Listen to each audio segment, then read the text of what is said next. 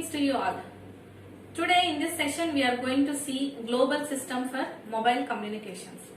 So under this topic we are going to see different services that are provided by GSM, that is bearer services, tele services, supplementary services, and the next one is system architecture, radio interfaces, different protocols that are used for GSM, localization and calling method that is followed in GSM, handover mechanism, security and new data services, GSM architecture.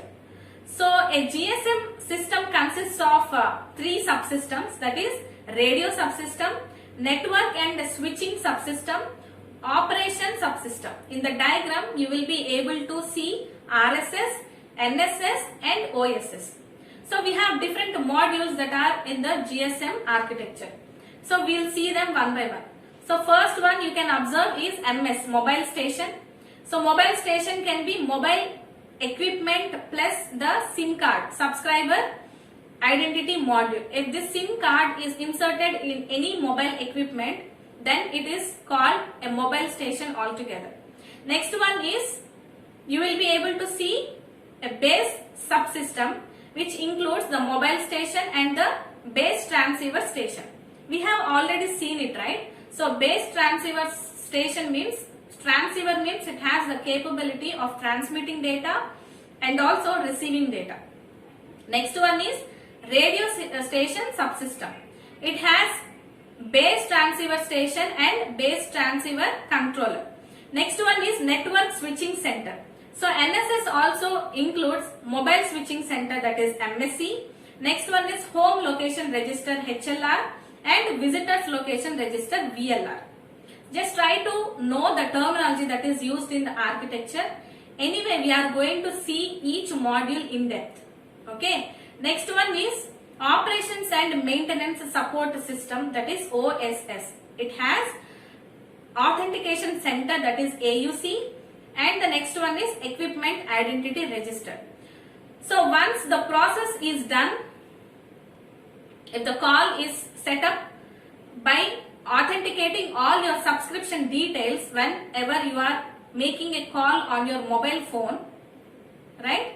So once you finish all these modules, so you will be connected with the PSTN, Public Switched Telephone Network, or ISDN, Integrated Services Digital Modulation. Okay. So we will see all these modules one by one. So in the diagram you will be able to see the geographical area is divided into number of hexagonal shaped cells.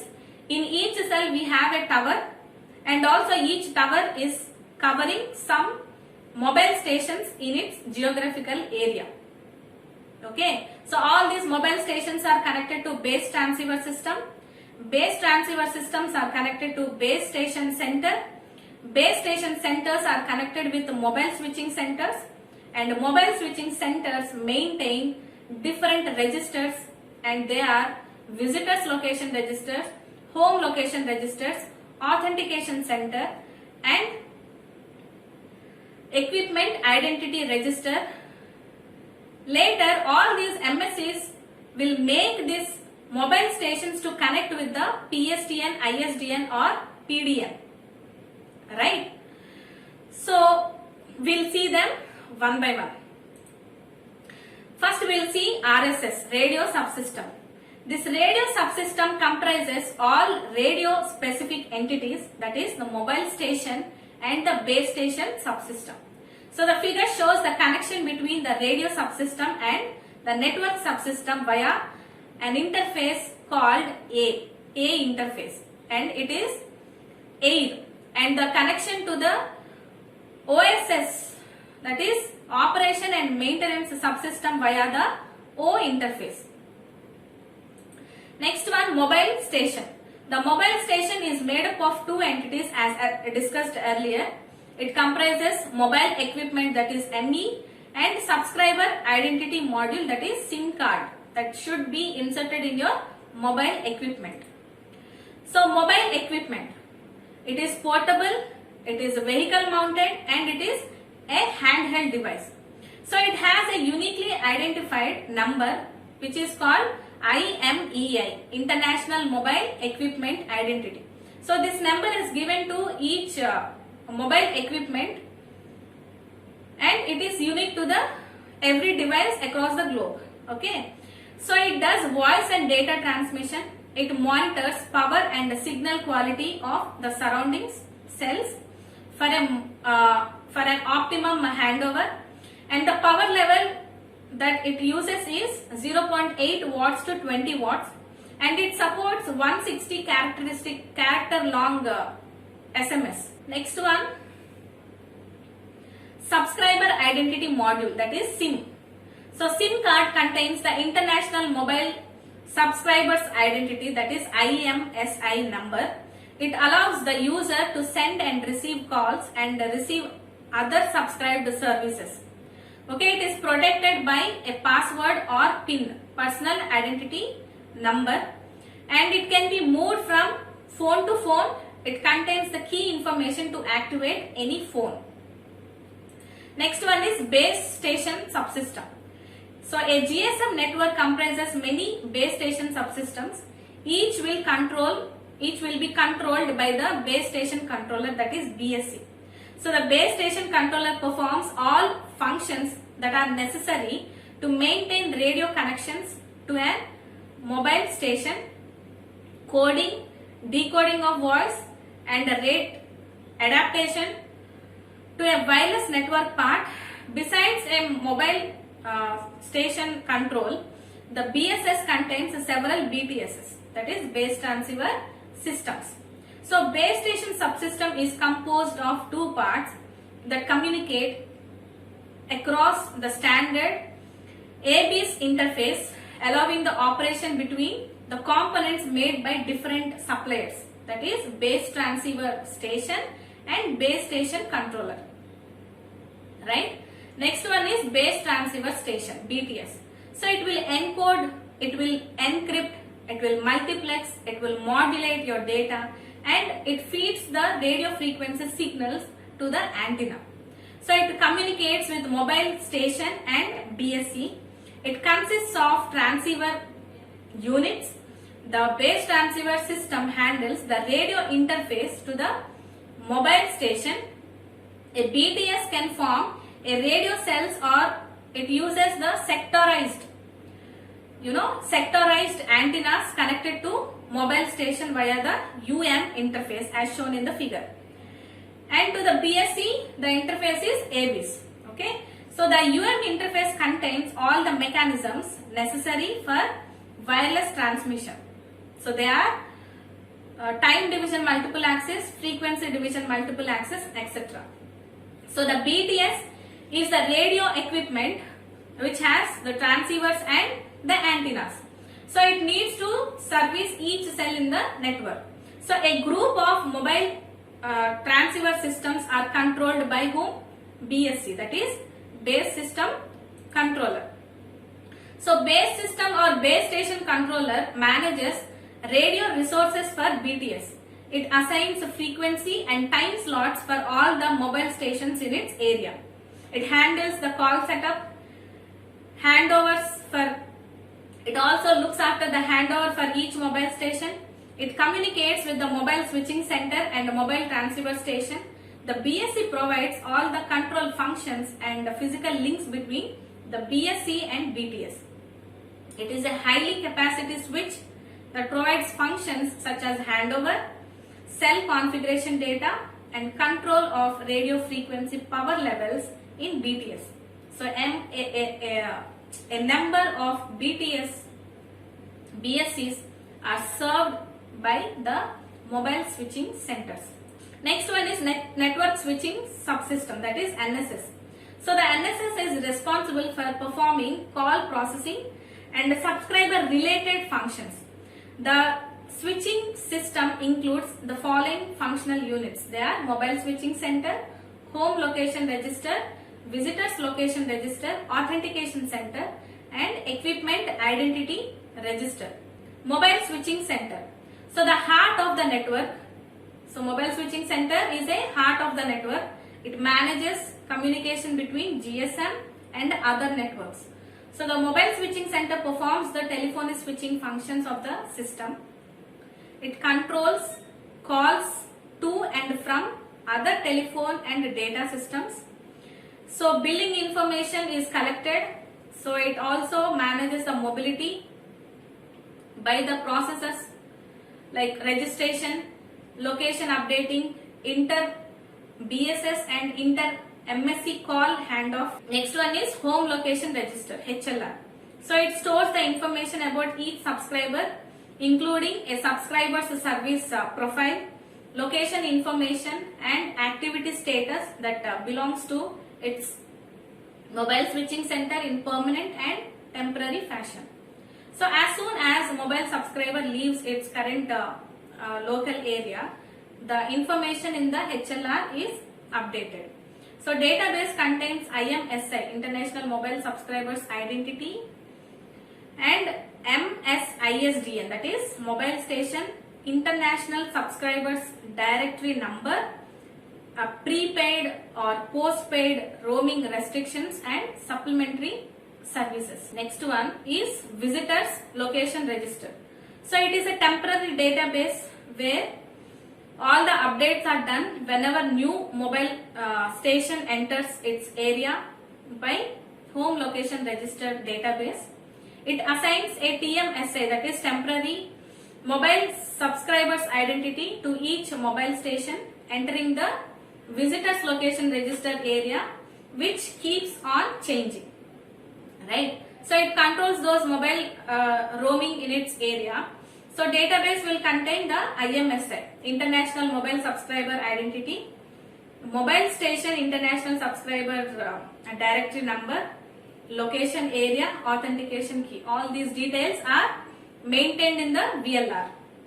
So it is a database that contains the temporary information about the subscriber that is needed by the mobile switching center in order to service visiting subscribers.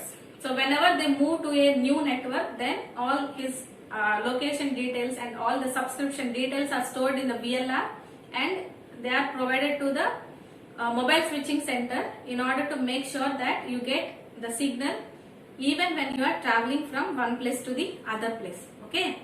So when a mobile, so VLR is always integrated with mobile switching center, right?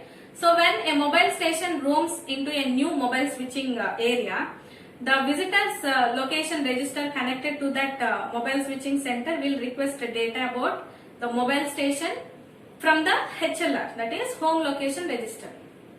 Later, if the mobile station needs to make a call, so visitor location register will be having all your information needed to set up a call connection. Okay.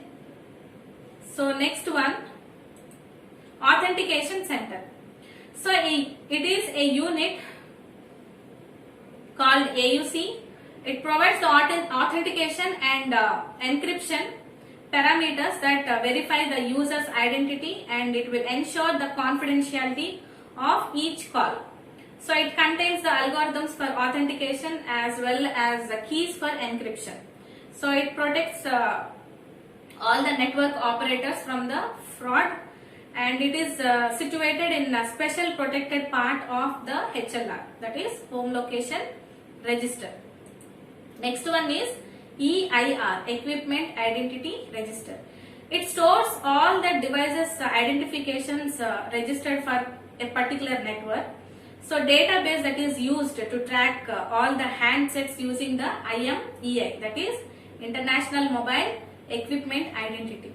So it prevents calls from the stolen, unauthorized or defective mobile devices. Next one is OMC, that is Operation and Maintenance Center. So the centralized operation of these various units in the system and functions needed to maintain the subsystem. So the dynamic monitoring and controlling of the network. So it has some functions, we'll see them. So first one is configuration management, so fault report and alarm handling, performance supervision or performance management. Next one, storage of system software and data. Next one is operation and support subsystem, that is OSS. So the operation and maintenance center, that is OMC, is connected to all the equipment in the switching system and the BSC, base station controller. So the implementation of OMC is called operation and support system, that is OSS. So the OSS is the functional entity from which the network operates, it monitors and controls the system. So the purpose of OSS is to offer the customer cost-effective support for the centralized, regional and local operations, and it will maintain the activities that are required to the GSM network. So OSS provides a network overview and it allows the engineers to monitor, diagnose and troubleshoot every aspect of the GSM network. Fine. Next one, the characteristics of the GSM standard. So it is fully digital system. It uses 900 or 1800 megahertz frequency band. So it does the user or terminal authentication for fraud control. It has a full international roaming capability. It has a low speed data services up to 9.6 kilobits per second. So it is compatible with ISDN, that is Integrated Services Digital Networks, and it also supports short message services, that is SMS. So the advantages of GSM over analog system are, it reduces the radio frequency transmission power and it has a longer battery life. So it has the international roaming capability. It has a better security against fraud because we are using terminal validation and user authentication, right? Also it does the encryption. So it will have the capability of information security and privacy. Next one, future of GSM. So we have different generations and we have already discussed it in previous lectures, right? So second generation means it is GSM which supports 9.6 kbps data rate. So 2.5 generation feature of GSM, so which is high speed circuit switched data which supports 76.8 kbps. Next one is GPRS, General Packet Radio Service, which has the data rate support of about 14.4 to 115.4 kilobits per second to the maximum. And the third generation is WCDMA, that is wideband CDMA, code division multiple access, which supports the data rate of 0.348 to 2 megabits per second. So if you observe keenly, so we have come to fifth generation, right? So initially we have a first generation and at present we are in the fifth generation. The only change is the data rate has been increased tremendously, right? Next we'll see radio interface. The most interesting interface in the GSM system is UM. The radio interface, as it comprises various multiplexing and media access mechanisms. So the GSM implements spatial division multiple access, time division multiple access, right? Frequency division multiple access. Further, for medium access using cells with base transceiver system, and it assigns a mobile station to a BTS, base transceiver system. So here in the GSM time division multiple access frame, here you can see different slots and bursts. So in the diagram you can observe, so we have two different frequencies for both uplink and downlink, right? So uplink is used to send any sort of request from the mobile station to the base transceiver system, and downlink is used to get the reply from the base transceiver system to the mobile station, right? So the time is divided into number of slots. So GSM TDMA frame supports 8 slots, okay, in each. So total frame altogether we are spending 4.615 milliseconds. So each slot has 577 microseconds. So here we have different fields that you can observe here, right? Tail, user data, S flag, training, right? So also you can see the guard space there, right? So we'll see them one by one. So each of the 248 channels is additionally separated in time via a GSM TDMA frame. That is, each 200 kilohertz carrier is subdivided into number of frames that are repeated continuously until the data is present to transmit. Okay, so the duration of each frame is 4.615 milliseconds. So a frame is again subdivided into 8 GSM time slots, where each slot represents a physical TDMA channel and it lasts for 577 milliseconds. So each TDM channel occupies the 200 kilohertz carrier for 577 microseconds every 4.615 milliseconds. So the data is transmitted in small portions called bursts, right? So the following figure shows is a so-called normal burst as used for data transmission inside a time slot. So as shown, the burst is only 546.5 microseconds long and it contains 148 bits, right? So the remaining 30.5 microseconds are used for guard space to avoid the overlapping with other bursts due to different path delays and to give the transmitter time to turn on and off. Next one, GSM. So the first and last 3 bits of normal burst, that is tail, are all set to 0 and can be used to enhance the receiver performance. So the training sequence in the middle of a slot is used to adapt the parameters of the receiver to the current path propagation characteristics and to select the strongest signal in case of multipath propagation. So a flag S indicates whether the data field contains user or network control data. Next one is, apart from the normal burst, ETSI defines 4 more bursts for data transmission. So a frequency correction burst, a synchronization burst, axis burst, and the final one is dummy burst. So a frequency correction burst allows the mobile station to correct the local oscillator to avoid the interference with the neighboring channels. So a synchronization burst with an extended training sequence, it synchronizes the mobile station with the base transceiver system in time.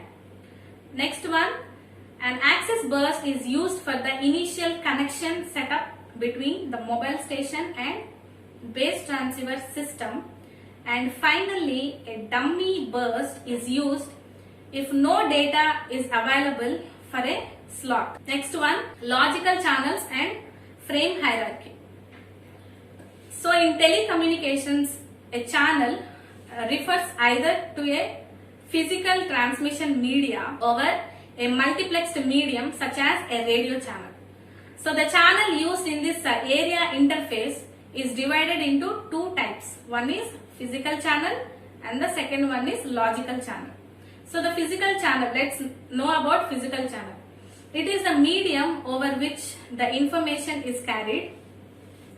Channel is defined by specifying both a carrier frequency and a time division multiple access time slot number. So when a mobile station and a base transceiver system communicate, they do so on a specific pair of radio frequency carrier. So one for the uplink and the other for the downlink transmissions, and within a given time slot. So this combination of time slot and the carrier frequency forms what we are terming it as a physical channel. So one radio frequency channel will support 8 physical channels times in time slot 0 through 7. Next one is logical channel. So it consists of information carried over a physical channel. So logical channel are multiplexed into the physical channel. Each logic channel performs a specific task. So consequently, the data of a logical channel is transmitted in the corresponding time slots of the physical channel. So during this process, logical channels can occupy a part of the physical channel or even the entire channel. So it transports either user data during a call, or it can signal the information for mobile station or base station. So the data, whether user traffic or signaling information, are mapped onto the physical channels by defining a number of logical channels. So two groups of logical channels, one is traffic channel and the other one is control channel. So traffic channel is for the call data, whereas the control channel is to communicate service data between the network equipment nodes. So each of the frequency carrier is divided into frames of 8 time slots of approximately 577 microseconds, 15 to 26 microseconds duration with 156.25 bits per time slots. So the duration of time division multiple access frame is 4.615 microseconds, that is 577 microseconds into 8 time slots, right? 4.615 milliseconds. So the bits per time slots and frame duration yield a gross bit rate of about 277 kilobits per second per 1 TDMA frame. So in the next class we will see few more details regarding the physical channel and different channels that are available in logical channel. So that's all for today. We'll meet in the next class. Thank you.